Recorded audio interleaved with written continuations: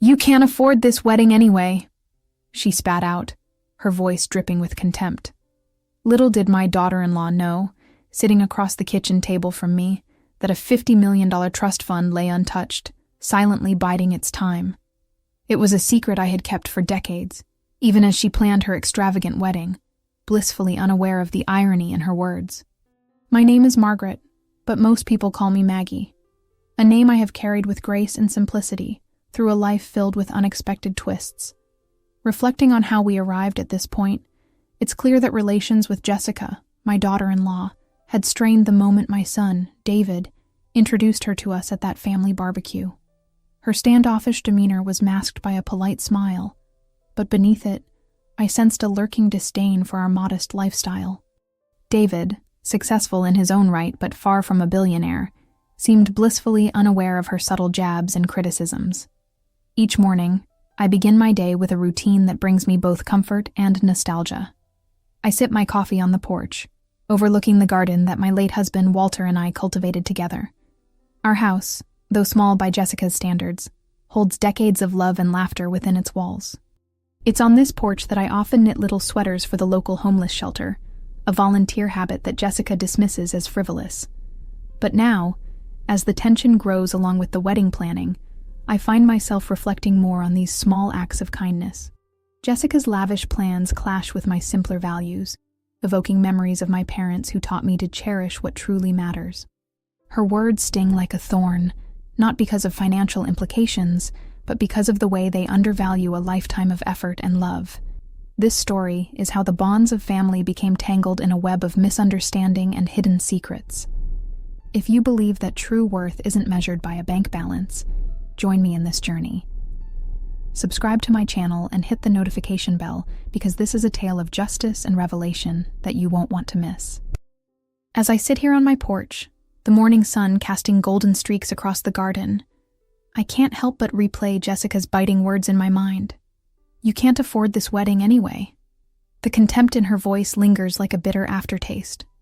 And though I've kept my composure in front of her, the sting cuts deeper than I'd like to admit. It's not about the money. Not really. It's about the way she dismisses everything I've built, everything I've stood for, as if my life is somehow less because it doesn't glitter with the kind of extravagance she craves. My hands, weathered from years of tending to this garden and knitting for those in need, tighten around my coffee mug. I take a deep breath, letting the familiar scent of blooming lavender calm me. This garden, this house, these small acts of kindness. They are my legacy, my sanctuary. They are worth more to me than any trust fund, though I've kept that secret buried for reasons even I sometimes struggle to articulate. Jessica's disdain isn't new, though. It's been simmering beneath the surface since the day David brought her home. I remember that barbecue vividly, the way she stood a little too far from the rest of us, her arms crossed, her smile tight and forced. She barely touched the food, as if our humble spread of grilled burgers and potato salad was beneath her. I tried to make conversation, asking about her family, her interests, but her answers were clipped, her tone polite but distant. David, my sweet, oblivious boy, didn't notice. He was too busy gazing at her like she'd hung the moon. I wanted to believe it was just nerves, that she'd warm up over time. But as the months turned into years, her subtle jabs only grew sharper. A comment here about how cozy our house is. A raised eyebrow there when I mentioned my volunteering at the shelter. Each remark was a tiny cut, barely noticeable on its own, but together they've left a wound that festers. I glanced down at the half-finished sweater in my lap, the soft blue yarn a stark contrast to the storm brewing in my chest. This little piece of knitting is more than just a hobby. It's a tether to the values my parents instilled in me, to the memory of Walter, who always believed in giving back. Jessica, of course, doesn't see it that way. Last week, when she came over to discuss wedding venues, she caught me working on a similar project. "Still making those little sweaters, huh?" she'd said, her tone dripping with mockery as she flipped through a glossy magazine filled with over-the-top wedding ideas. I guess it's a cute way to pass the time. I bit my tongue, forcing a smile, but her words echoed in my mind long after she'd left. Cute. as if my efforts to help others were some childish pastime, rather than a reflection of who I am. The tension has only worsened as the wedding planning has ramped up. Jessica has her heart set on a destination wedding in Napa Valley, complete with a 5-course meal, a live band, and a guest list that rivals a small town's population. David, bless him, has tried to temper her expectations, but he's caught in the middle, torn between his fiancée's demands and the reality of their budget. He doesn't know about the trust fund either. I've never told him. Not because I don't trust him, but because I wanted him to build his own life, to find value in hard work and perseverance, rather than a pile of money that fell into my lap through a distant relative's will decades ago. Walter and I agreed to keep it a secret, a safety net for emergencies, or a legacy to pass on when the time was right. But now, with Jessica's constant barbs and her insistence on a wedding that would drain even a substantial savings account, I find myself questioning whether the time to reveal it is drawing near. David, for his part, has always been my rock, even if he's blind to Jessica's true nature. He's a good man, a hard worker who built his career as a software engineer from the ground up. But when it comes to Jessica, he's passive, almost willfully ignorant of the tension between us. I've tried to broach the subject with him, gently pointing out how her comments sometimes hurt, but he brushes it off with a laugh. "She's just stressed, Mom," he'll say, or, "She doesn't mean it like that."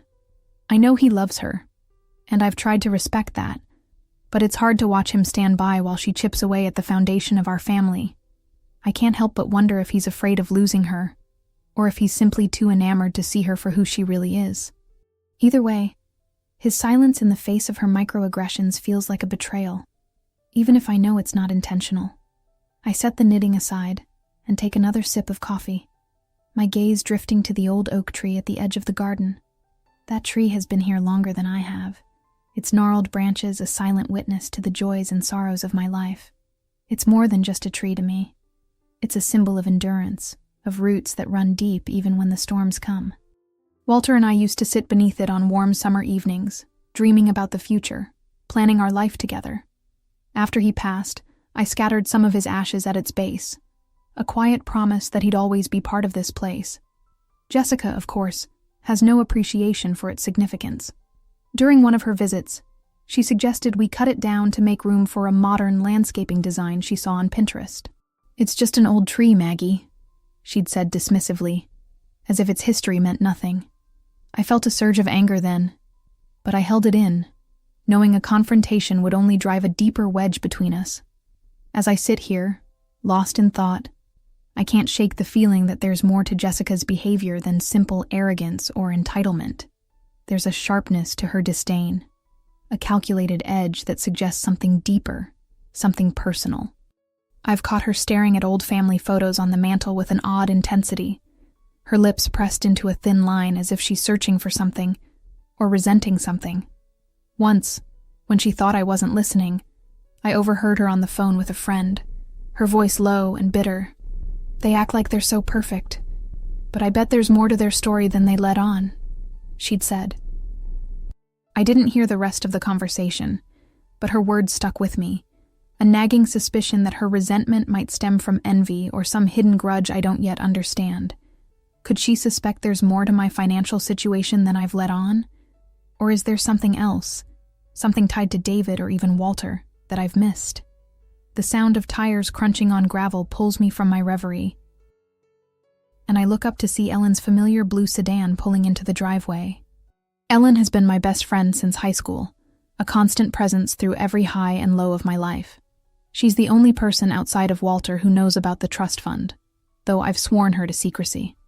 As she steps out of the car, her gray hair tied back in a no-nonsense ponytail, I feel a wave of relief. I need to talk to someone, to unload the weight of Jessica's words and the growing tension that threatens to unravel everything. "Hey, Maggie," Ellen calls out, waving as she makes her way up the porch steps. She's carrying a small paper bag, no doubt filled with pastries from the bakery downtown. "Thought you could use a little sugar with your coffee this morning." I manage a smile, though it feels forced. "You always know what I need. Come on, sit down." She settles into the chair beside me, her sharp eyes taking in my expression. "All right, spill it," she says without preamble, handing me a cinnamon roll. You've got that look on your face. The one that means something's eating at you. Is it Jessica again? I sigh, tearing off a piece of the roll and staring at it as if it holds the answers I'm looking for. When isn't it Jessica? I mutter. She came over yesterday to go over wedding plans, and she had the nerve to tell me I couldn't afford it. Right to my face, Ellen. As if I'm some burden holding David back from her perfect day. Ellen's brow furrows, her lips pursing in disapproval. That girl's got a lot of nerve, I'll give her that. But you know it's not about the money, right? She's trying to get under your skin to make herself feel bigger by putting you down. Don't let her. I know, I say, though my voice lacks conviction. But it's not just that. It's the way she looks at everything. Our house, the garden, even the little things I do for the shelter. She acts like it's all worthless, like I'm worthless. And David, he just stands there letting her say these things. I don't know how much more of it I can take. Ellen reaches over, placing a comforting hand on my arm. David loves you, Maggie. He's just caught in a tough spot, but you're stronger than this. You've been through worse than a spoiled girl with a sharp tongue. And besides, she lowers her voice, a conspiratorial glint in her eye. You've got a card up your sleeve she doesn't even know about. Maybe it's time to play it. I shake my head, the weight of the secret pressing down on me. I can't, Ellen. Not yet. If I tell them about the trust fund, it changes everything. David might feel like I've been dishonest with him all these years. And Jessica, God knows how she'd react. Probably demand even more for the wedding, or worse, try to control it. I just want to protect what's mine, what's ours. This house, this garden. Walter's memory. They mean more to me than any amount of money. Ellen nods, her expression softening. I get it, but you can't keep carrying this alone. If Jessica keeps pushing, you're going to have to draw a line, trust fund or no trust fund. You deserve respect, Maggie. Don't forget that. Her words stay with me long after she leaves, a quiet reminder of my own strength. But as the day wears on, the tension with Jessica only escalates.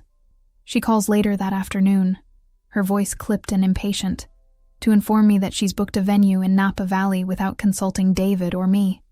It's non-refundable, she says, a smug edge to her tone. So I hope you can figure out a way to contribute, Maggie. I'd hate for David to have to cover everything on his own. The implication is clear. She's testing me, daring me to admit I can't keep up with her demands. I grit my teeth, murmuring something about discussing it with David, but inside, I'm seething. That evening, David stops by alone, a rare occurrence these days. He looks tired, the lines around his eyes deeper than I remember. I want to ask him about the venue, about how much of Jessica's behavior he's willing to overlook. But before I can, he speaks. Mom, I know the wedding stuff is a lot, he says, running a hand through his hair. Jessica's just passionate about it. She wants everything to be perfect. I hope you're not taking it personally. I stare at him, the words I want to say caught in my throat. Not taking it personally. How can I not when every interaction with her feels like a deliberate attack? But I see the plea in his eyes, the unspoken request for peace, and I swallow my frustration. I'm trying, David, I say finally. But it's hard when I feel like I'm being judged at every turn. He nods, but there's a distance in his expression, a reluctance to dive deeper into the conflict. I'll talk to her, he promises, though I've heard that before. I watch him leave, my heart heavy with the realization that he's not ready to stand up to her, not yet at least. The final straw comes a few days later. At a family dinner Jessica insisted on hosting at a trendy restaurant downtown. The place is all glass and chrome, the kind of spot where the portions are tiny and the prices are astronomical. I feel out of place in my simple dress, surrounded by Jessica's friends, all of whom seem to share her love of excess. Throughout the meal, she makes little comments about how quaint my stories of volunteering are, about how she's so glad David didn't grow up too attached to our modest lifestyle. Each jab is delivered with a smile, a veneer of sweetness that fools everyone but me. By the time dessert arrives, I'm barely holding it together, And then, as the waiter clears the plates, Jessica leans across the table, her voice low but cutting. "Maggie, I know this must be hard for you, watching David move into a different world. But let's be honest, you've never really been able to give him the life he deserves. It's a good thing I'm here to help with that." Her words are a dagger, slicing through years of love and sacrifice. I feel the heat rise to my cheeks, the room spinning as her friends exchange awkward glances. David, sitting beside her, looks down at his plate, saying nothing. In that moment, something inside me shifts. I've spent too long biting my tongue, too long letting her microaggressions slide.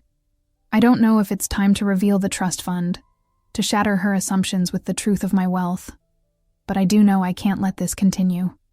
As I sit there, surrounded by the clink of glasses and the murmur of conversation, I make a silent vow.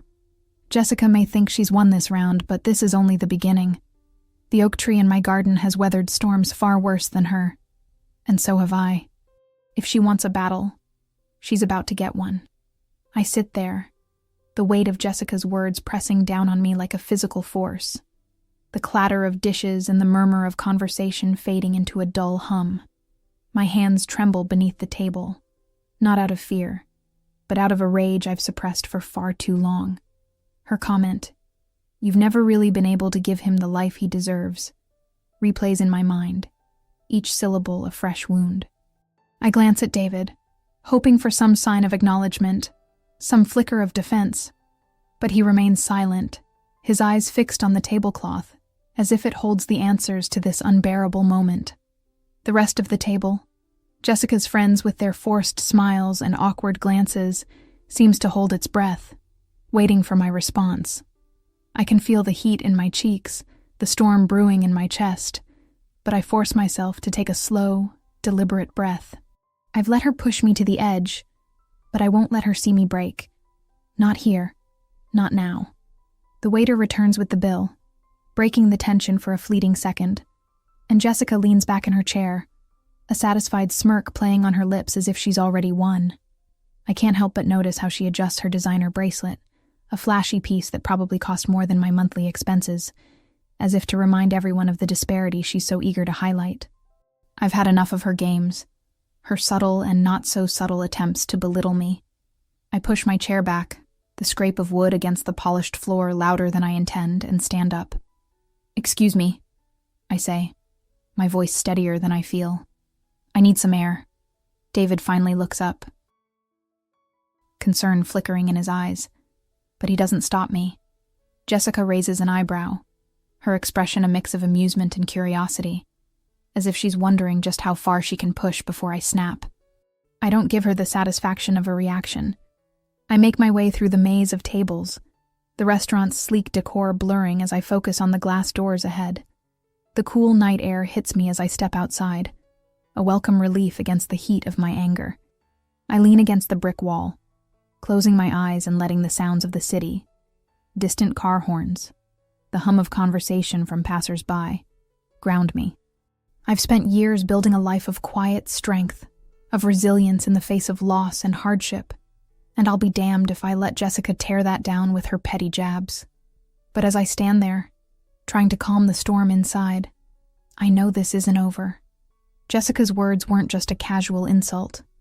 They were a declaration of war, a challenge to my place in David's life.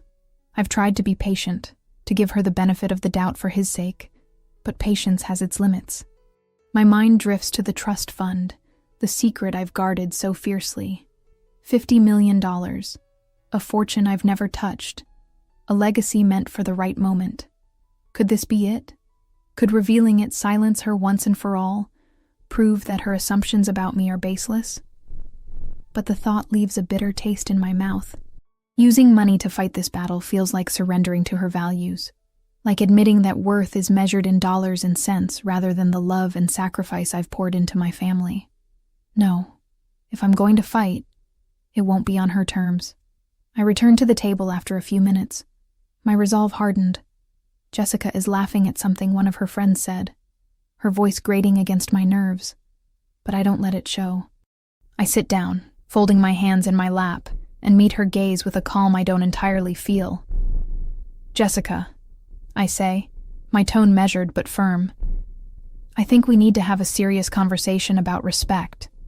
I've let a lot of things slide, but I won't sit here and be told I've failed my son when I've given him everything I have. My time, my love, my support. You don't get to rewrite my story to fit your narrative. Her smile falters for a fraction of a second, a crack in her polished facade, but she recovers quickly. Oh, Maggie, I didn't mean to offend you, she says, her voice dripping with false sincerity. I'm just being honest. David's moving into a different phase of life, and I want to make sure he has everything he deserves. I thought you'd want that too. Her words are a carefully crafted trap, designed to make me look unreasonable if I push back. But I'm done playing her game. Honesty isn't the same as cruelty, I reply. My voice steady despite the anger simmering beneath it. And I've raised David to value more than material things. If you think a big wedding or a flashy lifestyle is what he deserves, then you don't know him as well as you think. The table falls silent, the tension palpable. David shifts uncomfortably in his seat, his mouth opening as if to say something. But he closes it again, caught between us. Jessica's eyes narrow, a flicker of irritation breaking through her mask of sweetness. I know David better than anyone, she says, her tone sharp now. And I'm not going to apologize for wanting the best for him. If you can't keep up, that's not my problem. Her words are a slap, and for a moment, I'm tempted to reveal everything. To tell her about the trust fund, to watch her smug expression crumble when she realizes how wrong she's been. But I hold back. This isn't about money. It's about respect, about the family I've built, and the values I've fought to instill in David. I lean forward, my voice low but laced with steel. You don't get to decide what I can or can't keep up with, Jessica. And you don't get to erase the life I've built with my son. If you think you can push me out, you're mistaken. She blinks, caught off guard by the force of my words. But before she can respond, David finally speaks. Can we not do this here? He mutters, his voice strained. This is supposed to be a nice evening. I turn to him, a mix of frustration and hurt welling up inside me. David, I've tried to keep the peace for your sake, but I can't keep pretending everything is fine when it's not. I need you to see what's happening here. I need you to stand up for me. Just once. His face tightens, conflict written in every line. But he doesn't say anything. He looks down at the table again, his silence louder than any words. It's a betrayal, even if it's not intentional, and it cuts deeper than Jessica's insults. I've always believed in David, trusted that he'd have my back. But in this moment, I feel utterly alone. I push back my chair again, this time with more force. I think I've had enough for tonight, I say, my voice barely above a whisper. I don't wait for a response as I gather my purse and walk out, the weight of their silence following me into the night. The drive home is a blur, my mind racing with everything that's happened. I keep replaying David's inaction, the way he let Jessica's words hang in the air without challenge. I've always told myself he's just caught in the middle, torn between love for me and love for her. But tonight felt different. Tonight felt like a choice, and he didn't choose me. By the time I pull into my driveway, the familiar sight of my garden and the old oak tree offers little comfort. I sit in the car for a long moment, staring at the darkened house, the weight of the evening pressing down on me. I've fought hard to protect this life, this sanctuary, but it feels like it's slipping through my fingers. The next few days are a tense quiet, a calm before the inevitable storm. I throw myself into my routine, tending to the garden, knitting for the shelter, trying to find solace in the familiar. But Jessica's words linger, a constant reminder of the battle lines she's drawn. I keep expecting David to call, to apologize or at least check in, but the phone stays silent.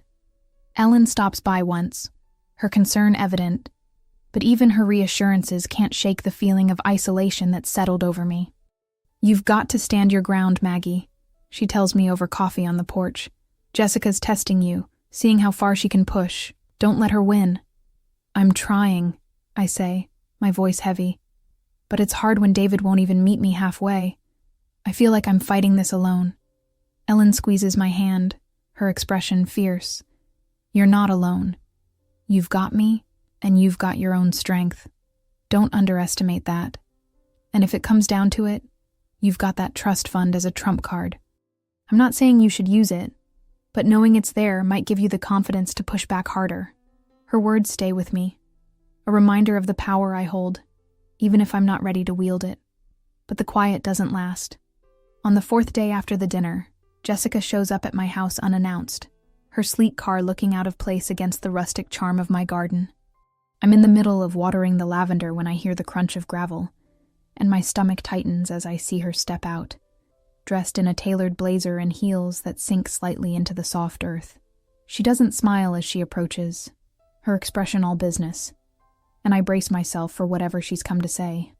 "Maggie," she starts, stopping a few feet away, her arms crossed. "I've been thinking a lot about our conversation at dinner, and I've come to a decision. David and I have been talking, and we've agreed that it's best if we handle the wedding entirely on our own. Financially, I mean. I know you've got your limitations, and I don't want to put any more stress on you. So, I've made arrangements to cover everything. The venue, the catering, the whole thing. But there's a catch." I set the watering can down, my heart pounding as I sense the trap she's laying. "What kind of catch?" I ask, keeping my tone neutral despite the dread building inside me. She hesitates for a moment, as if savoring the power she thinks she holds, then delivers the blow. "I want you to sign over a portion of this property to us. Just a small piece, near the back where that old tree is. We're thinking of building a guest house there after the wedding, something modern to complement the main house when we eventually take over. It's only fair, since I'm taking on the full financial burden of the wedding. And honestly, Maggie, you don't need all this space anyway. You're just one person." Her words hit me like a punch, the audacity of her demand stealing the air from my lungs. The oak tree, Walter's tree, the symbol of everything I've endured and everything I've built, is sacred to me. It's not just land. It's memory. It's legacy. And the implication that I'm somehow a burden, that I'm taking up space I don't deserve, is the final straw. I feel the anger I've held back for so long surge to the surface, hot and unrelenting. I straighten, meeting her gaze with a ferocity I haven't shown before. "No," I say, the word sharp and unyielding. "This land, this tree, this house, they're mine. They're my history, my heart, and you don't get to claim any part of it, no matter how much money you throw at a wedding. You've overstepped, Jessica, and I'm done letting you think you can walk all over me." Her eyes widen, clearly not expecting such a firm refusal, but she quickly masks her surprise with a cold smile. "Maggie, be reasonable. I'm offering to take a huge burden off your shoulders. You can't possibly think you're entitled to keep all this to yourself when David and I are starting our future. This is about family." "Family?" I repeat, my voice rising despite my effort to stay calm. Family doesn't demand pieces of someone's soul as payment for a favor they weren't asked to give. Family doesn't belittle and manipulate to get what they want. You don't know the first thing about family, Jessica, and I'm not going to let you destroy what I've built just because you think you're entitled to it. She takes a step back, her composure slipping as my words cut through her facade. For the first time, I see a flicker of uncertainty in her eyes, but it's quickly replaced by defiance.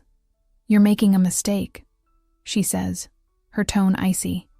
"David will hear about this, and I'm sure he'll have something to say. You can't keep holding on to the past forever, Maggie. It's time to let go." I don't flinch. "Tell David whatever you want, but this is my line, and I'm not crossing it. If you want to fight, you've got one. Now get off my property." Her lips press into a thin line, and for a moment, I think she might push further, but she turns on her heel and stalks back to her car without another word. I watch as she drives off, the dust from the gravel swirling in her wake, my heart pounding with a mix of adrenaline and resolve. I've never spoken to her like that before. Never laid my anger bare with such force, and it feels both terrifying and liberating. But I know this isn't the end. Jessica won't let this go. And David's silence at dinner tells me I can't count on him to stand by me. Not yet, at least. I turn to the oak tree, its gnarled branches a silent sentinel in the fading light, and place a hand against its rough bark. We've been through worse, haven't we? I murmur, as if Walter can hear me through the roots. I think of him, of the promises we made under this tree, of the life we built despite every hardship. Jessica thinks she can take this from me, but she doesn't understand the strength of those roots, the depth of what they anchor. I've spent too long holding back, too long letting her barbs slide, but that ends now. If she wants to tear down my legacy, she'll have to go through me first. That evening, I call David, my fingers trembling as I dial his number. I need to know where he stands, need to hear his voice even if I fear what he might say. He picks up on the third ring, his tone cautious. "Hey, Mom, what's up?" "Jessica came by today," I say, cutting straight to the point. "She demanded I sign over part of the property, near the oak tree, David, for some guest house she wants to build. I told her no, but I need to know if you're on board with this. I need to know if you're going to fight for me, or if I'm in this alone." There's a long pause on the other end, the silence heavy with everything unsaid. When he finally speaks, his voice is strained. "Mom, I didn't know she was going to do that. I'm sorry she put you in that position. But can we talk about this later? I'm not ready to get into it right now." His words are a knife, confirmation of what I feared most. He's not ready to choose, not ready to stand up to her, and in that hesitation, I feel the weight of my solitude settle deeper. "David," I say, my voice breaking despite my effort to stay strong. "I've always been there for you. I've fought for you, sacrificed for you. I need you to do the same for me now. Please." "I will, Mom," he says, but there's no conviction in his tone. "Just give me some time. I'll figure it out." I hang up, the phone heavy in my hand, and stare out at the garden through the kitchen window. The lavender sways gently in the evening breeze, a quiet reminder of the peace I've fought to maintain. But peace feels far away now, replaced by a fire I can no longer ignore. Jessica's demand wasn't just an overreach, it was a declaration of intent, a move to claim not just my land, but my place in David's life. And David's reluctance to stand with me has left me with no choice but to fight this battle on my own terms. The next morning, I wake with a clarity I haven't felt in weeks. I've spent too long reacting, too long letting Jessica dictate the terms of this conflict. If she wants to push me, to test my limits, then she's about to see just how far I'm willing to go to protect what's mine. I don't know if revealing the trust fund will be part of this fight, but I do know that I'm done playing nice. As I sit on the porch with my coffee, the morning sun casting golden streaks across the garden, I make a silent vow. Jessica may think she holds all the cards, but she's underestimated me. This is my home, my legacy, and I'll defend it with everything I have. The storm is coming, and I'm ready for it. The morning sun feels warmer on my skin as I sit on the porch, the steam from my coffee curling into the crisp air. My resolve from yesterday still burns bright, a steady flame that refuses to be extinguished by doubt or fear. Jessica's audacity, demanding a piece of my land, my history, as if it's a bargaining chip for her overpriced wedding, has pushed me past the point of tolerance. I've spent years nurturing this garden, this home, and the memories embedded in every inch of this place. The oak tree, Walter's tree, stands as a silent guardian of all I've fought for, and I'll be damned if I let her tear it down, literally or figuratively.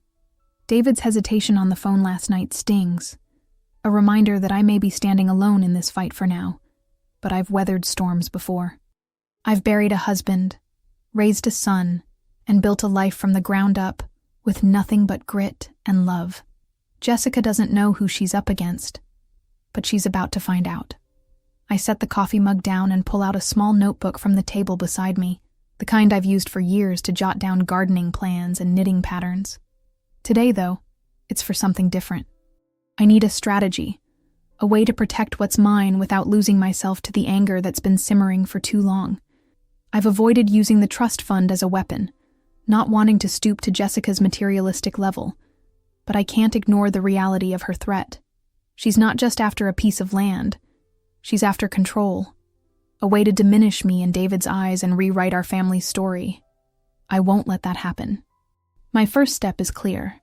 I need professional help, someone who can guide me through the legal maze and ensure that my property, my legacy, is untouchable. I scribbled down a name, Robert Hargrove, a lawyer Ellen mentioned a few years back when a neighbor had a property dispute. He's local, experienced, and according to Ellen, tough as nails. I don't know if I'll need to reveal the trust fund to him, but I do know I need someone in my corner who understands the stakes. I spend the next hour on the phone, first with Ellen to confirm Robert's contact information, and then with his office to schedule an appointment. His secretary's voice is brisk but kind, and she slots me in for the following afternoon. Bring any deeds, wills, or relevant documents, she advises, and I feel a flicker of relief at the thought of taking concrete action. After hanging up, I head inside to the small filing cabinet in my study, a relic from Walter's days of meticulous record-keeping. I pull out the deed to the property, the original document yellowed at the edges but still bearing our names, Walter and Margaret Evans. My fingers trace over his signature, a pang of grief mixing with determination. This land was ours, a dream we fought for together, and I'll protect it for both of us. I also find a copy of Walter's will, which names me as the sole owner of the estate after his passing, with David as the eventual inheritor should anything happen to me. There's no mention of the trust fund in these papers. It's in a separate, locked account, managed by a financial advisor who's kept it under wraps per my request. But I decide to bring a statement anyway, just in case. If it comes down to proving my resources or intent, I want every card on the table, even if I don't play them yet. The rest of the day passes in a blur of preparation. I tend to the garden, pulling weeds with more force than necessary, as if each root I yank free is a piece of Jessica's entitlement. I knit a few rows of a sweater for the shelter, the repetitive motion calming my nerves, but my mind keeps circling back to the confrontation ahead. I know Jessica won't back down easily, not after the way she stormed off yesterday. Her threat to involve David hangs over me like a dark cloud, and I can't shake the fear that he might side with her, even if just to keep the peace. But I push the thought aside. I can't control his choices, only mine. And right now, mine is to fight with everything I've got. The next afternoon, I drive to Robert Hargrove's office, a modest brick building in the heart of town, with a sign out front that reads, Hargrove & Associates Legal Counsel. The waiting room smells of old coffee and printer ink, and I clutch the folder of documents tightly as I wait. When Robert calls me in, I'm struck by his no-nonsense demeanor. Gray hair, wire-rimmed glasses, and a handshake that's firm but not overbearing. Mrs. Evans, I understand you've got a property issue, he says, gesturing to the chair across from his desk. Tell me everything. I take a deep breath and lay it all out. Jessica's demands, her insistence on a piece of my land near the oak tree, her manipulative framing of it as fair since she's funding the wedding, and the broader context of her dismissive behavior over the years.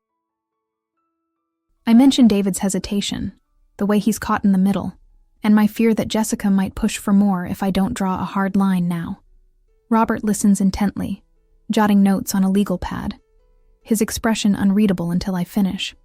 First off, he says, leaning back in his chair, she has no legal claim to any part of your property. The deed is in your name, and unless there's a prior agreement or lien, which I don't see here, she can't force a transfer. Her request, even if framed as a favor, is baseless.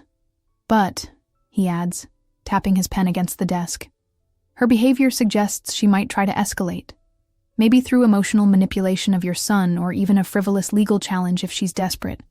We need to preempt that. He reviews the documents I brought, confirming that the deed and will are airtight. This is solid, he says, sliding the papers back to me. But I'd recommend drafting a formal letter on legal letterhead, stating your refusal to transfer any portion of the property and citing your sole ownership. It's not a court order, but it's a clear record of intent, and it can deter her from pushing further without risking a confrontation that could spiral. If she does escalate, we can move to a cease and desist or even a restraining order if her behavior becomes harassing. Do you have any other assets or complicating factors I should know about? I hesitate, the weight of the trust fund statement in my folder pressing against my resolve. I don't want to reveal it unless absolutely necessary, but Robert's steady gaze tells me he's someone I can trust. There is something, I say finally, sliding the statement across the desk. It's a trust fund, worth $50 million. I've kept it a secret from everyone, including my son, for personal reasons. I don't want it to be part of this fight, but I thought you should know in case it becomes relevant. Robert raises an eyebrow, clearly surprised, but his tone remains professional. Understood. This doesn't change the property issue. Your ownership is separate from any liquid assets, but it does give you leverage if things get ugly. For now, let's keep it out of the equation. We'll focus on the deed and your legal rights. I'll draft the letter today, and you can sign it before you leave. I'd also suggest you consider a conversation with your son about your boundaries. Maybe even loop him into this process if you think he'll be receptive. Family disputes like this often hinge on communication as much as legalities. I nod, grateful for his clarity. The letter feels like a shield, a tangible assertion of my rights that I can wield without resorting to the trust fund's power. By the time I leave his office, the signed document in hand, I feel a weight lift off my shoulders. It's not a final victory, but it's a start, a declaration that I'm not backing down. Robert's advice about talking to David lingers, though, and I know I'll need to face that conversation soon, whether he's ready or not. For the next few days, I decide to step back, to give myself space to breathe and think. I tell Ellen I'm taking a short trip to a nearby cabin Walter and I used to visit, a quiet spot by a lake where I can clear my head. I need perspective, I explain over the phone, and she agrees, promising to keep an eye on the house while I'm gone. Just don't let that girl bully you into anything while you're away, she warns, and I assure her I won't. The cabin is as I remember it, rustic, with a creaky porch overlooking the water, the kind of place where time seems to slow down. I spend my days walking along the shore, knitting by the fire at night, and reflecting on everything that's brought me to this point. I think of Walter, of the promises we made to protect our family, and of David, who I still believe in despite his silence. I also think of Jessica, wondering if her boldness will grow in my absence, if she'll reveal more of her true intentions while I'm not there to push back. Sure enough, Ellen calls on the third day with news. Jessica stopped by yesterday, she says, her voice tight with irritation. I was watering your garden like you asked, and she pulled up, all high and mighty, asking where you were. I told her you were out of town, and she got this smug look, like she thought you'd run off or something. Then she started talking about how she and David are moving forward with plans for the property, implying they'd start surveying the land soon. I told her to get lost, that she had no right to be there. But Maggie, she's not backing down. She even mentioned hiring a lawyer to sort things out. I think she's banking on you not fighting back. I grip the phone tighter, anger flaring at the thought of Jessica prowling around my home, acting as if it's already hers. But I also feel a strange calm, knowing I've already taken steps to protect myself. Thanks for the heads up, Ellen, I say. I've got a plan in place and I'm coming back tomorrow. She's not going to get what she wants, lawyer or no lawyer. Ellen's relief is palpable through the line, and I hang up with a renewed sense of purpose. Jessica's desperation, her willingness to push boundaries even when I'm not there, only confirms what I've suspected. This isn't just about a guest house or a wedding. It's about power, about erasing me from David's life, and I won't let her succeed. When I return home the next day, the familiar sight of my garden and the oak tree greets me like an old friend. I feel grounded, ready to face whatever comes next.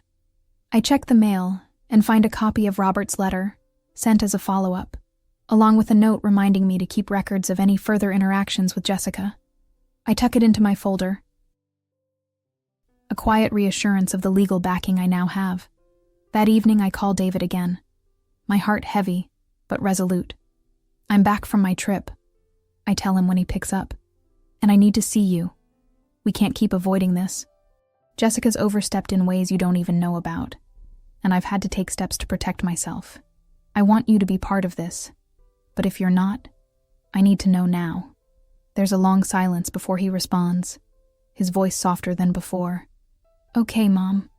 I'll come over tomorrow. I've been thinking a lot about what you said last time. I'm sorry I haven't been there for you. Let's talk." His words aren't a promise, but they're a start.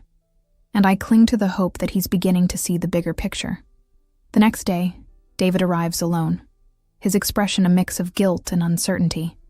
We sit on the porch, the oak tree casting long shadows across the yard, and I tell him everything. Jessica's demand for the land, her unannounced visit while I was gone, and the legal steps I've taken to protect the property. I show him Robert's letter, the formal refusal to transfer any portion of the estate, and watch as his face tightens with realization. "I didn't know she was pushing this hard," he admits, running a hand through his hair. "She told me it was just an idea, something to discuss later. I had no idea she was trying to force it." "David," I say, my voice steady but firm, "I've tried to give her the benefit of the doubt for your sake, but this isn't just about land. It's about respect, about family, about everything I've built for us. I need you to see that. I need you to stand with me, because if you don't, she's going to keep pushing until there's nothing left of what we have." He looks down at his hands, conflict etched in every line of his face. But when he meets my gaze again, there's a flicker of resolve. "I'm sorry, Mom. I've been so caught up in trying to keep things smooth with her that I didn't see how much this was hurting you. I'll talk to her. I'll make it clear that this stops now. And if she doesn't listen..." He trails off, but the implication is there. He's starting to choose, even if it's not a full commitment yet. I nod, a weight lifting at his words, though I know the real test is yet to come. That test arrives sooner than expected. 2 days later, Jessica shows up again, this time with a man in a suit who introduces himself as her attorney, a wiry guy with a slick smile that sets my nerves on edge. She doesn't waste time with pleasantries. "Maggie, I've tried to be reasonable," she says, her tone clipped as she stands on my porch, the lawyer hovering behind her. "But since you're refusing to cooperate, I've had to take formal steps. We're prepared to file a claim for a portion of this property as part of David's future inheritance, with the understanding that I'm covering significant expenses for our wedding. It's only fair, and I'm sure the courts will see it that way." Her words are a calculated blow, but I'm ready. I step forward, holding Robert's letter in my hand like a shield. "Jessica, you have no legal standing to make any claim on my property," I say, my voice calm but laced with steel. "This letter, drafted by my attorney, confirms my sole ownership and my refusal to transfer any portion of this land. The deed is in my name, and there's no prior agreement or obligation that supports your request. If you pursue this, you'll be wasting your time and money on a baseless claim. And if you continue to harass me about it, I'm prepared to escalate with a cease and desist or further legal action. This ends now." Her eyes narrow, the smug confidence faltering as she processes my words. The lawyer shifts uncomfortably, glancing at the letter as if assessing its weight. "We'll review this," he mutters, clearly caught off guard by my preparedness, but Jessica isn't ready to back down. "You're making a mistake, Maggie," she snaps. "David deserves more than this stubbornness. You're holding him back." Before I can respond, David steps out from behind me, having arrived just minutes earlier at my request. His presence is a quiet strength, and I feel a surge of relief as he speaks. "Jessica, stop," he says, his voice firm for the first time in months. "This is Mom's home, her life. You don't get to demand pieces of it, no matter what you think is fair. I've let this go on too long, and I'm sorry for that, but I'm not letting you push her anymore. We need to talk, privately. But this claim, this fight, it's over."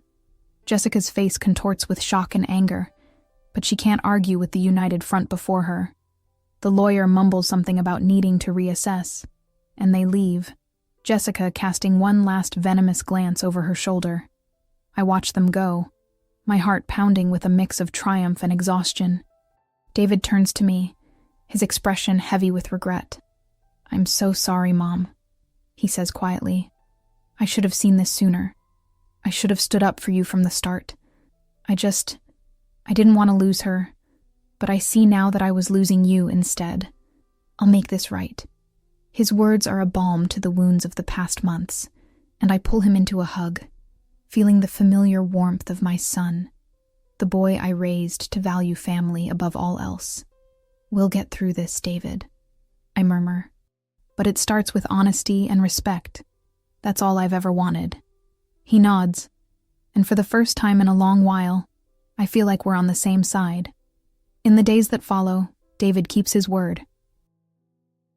He has a long, difficult conversation with Jessica, laying out boundaries and making it clear that any future together depends on her respecting me and my home. She resists at first, her pride bruised by the defeat, but faced with the legal letter and David's newfound resolve, she eventually backs off, though not without lingering bitterness.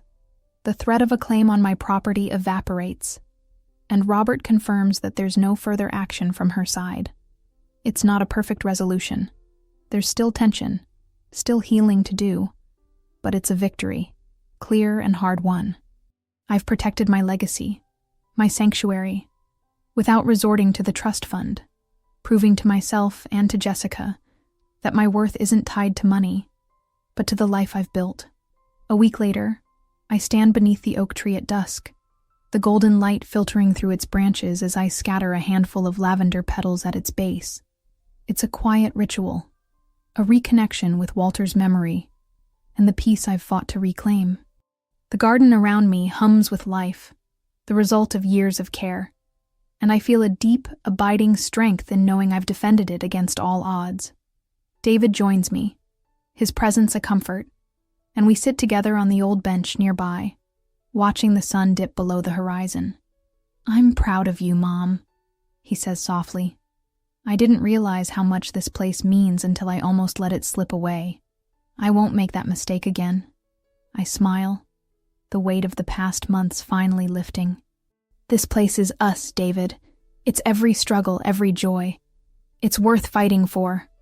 We sit in companionable silence, the oak tree standing as a witness to our renewed bond.